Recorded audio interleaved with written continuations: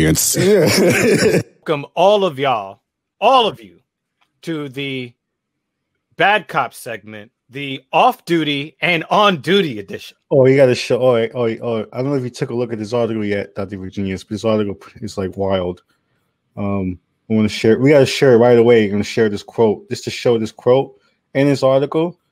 So the Justice Department warns of national security fallout. It's obvious, but we want to go to this line down here that's within the article. So where is it? Where this article? It pretty much says that they were walking around with IDs, showing the IDs and stuff to get in. Mm-hmm.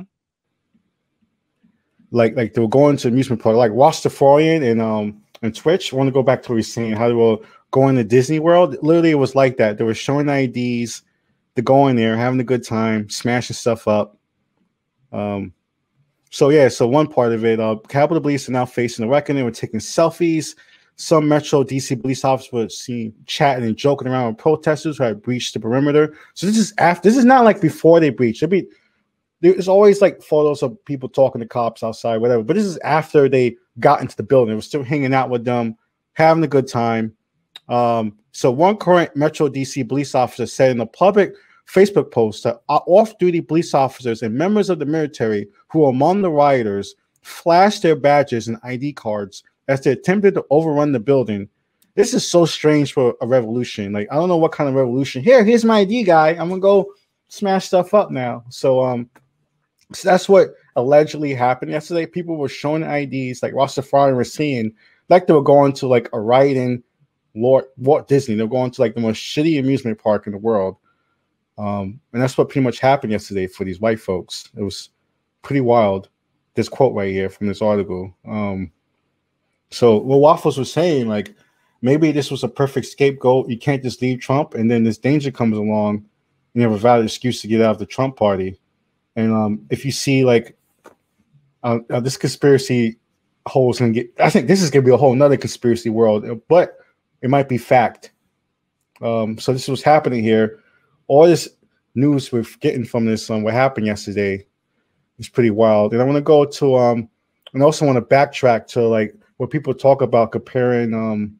Okay, first, can I interrupt 1 second? Yeah, because I just want to kind of add to what you're saying by giving just a little bit more context. Yeah, right. So you were talking about how the people who have breached the perimeter, and this is something that I watched, and this is after.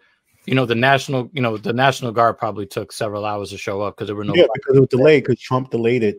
Right. There was no black people there. Right. So, so one of the things that I found really interesting is that they, after the reinforcements came, there were people who were still in breach of the perimeter that were milling about, and the cops were standing around doing nothing. Now, I want to redirect you to an incident that happened in 2013. There was a woman named Miriam Carey who was in a car, and she was in some kind of distress. She had a 13-month-old child in the car. Right? Now we're talking about the same fucking perimeter where you have maggots. The White House, just like carrying pictures, right? Yeah, they lit this woman up in her car. They lit her the fuck up. They shot her, I believe, 5 times. They shot her 5 times while she was in the car because they were afraid, because it appears that she was trying to breach that outer perimeter. That you saw a bunch of these police officers waving people through with zip ties. The protesters had zip ties. The protesters had concealed weapons. Yeah, you have. I saw footage of one on-duty officer who had opened the barricades and was waving people through, but that was the same border, that was the same perimeter where they shot a black woman up in her car with her child. Was her child in the car?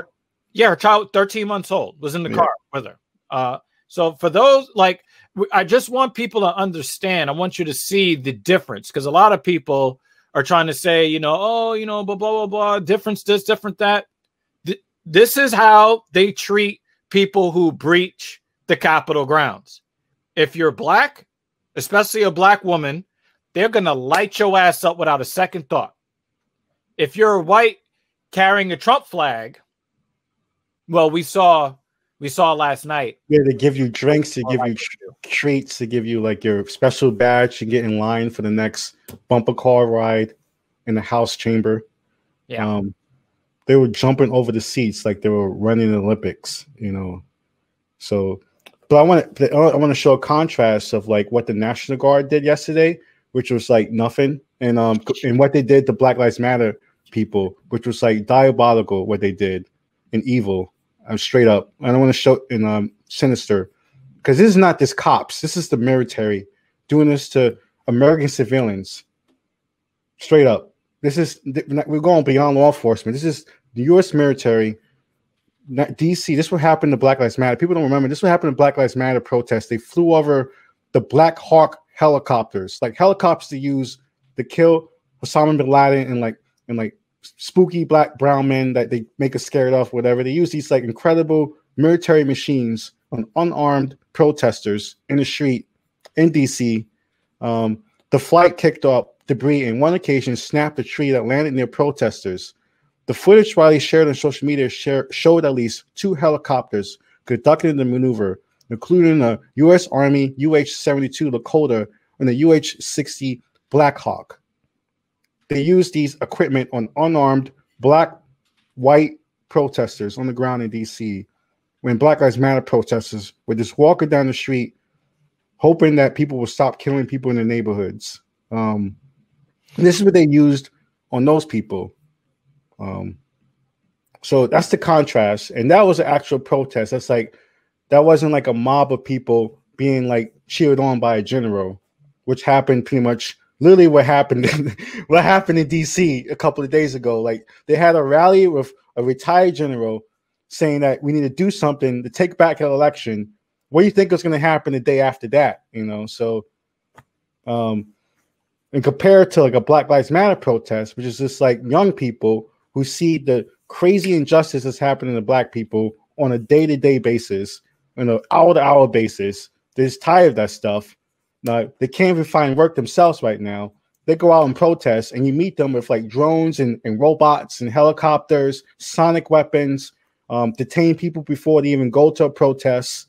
This is what they do to actual protests. When it comes to a mob that's trying to like do a dumbass coup, they do nothing at all. You know what I found was very interesting when I was because you know that's cops.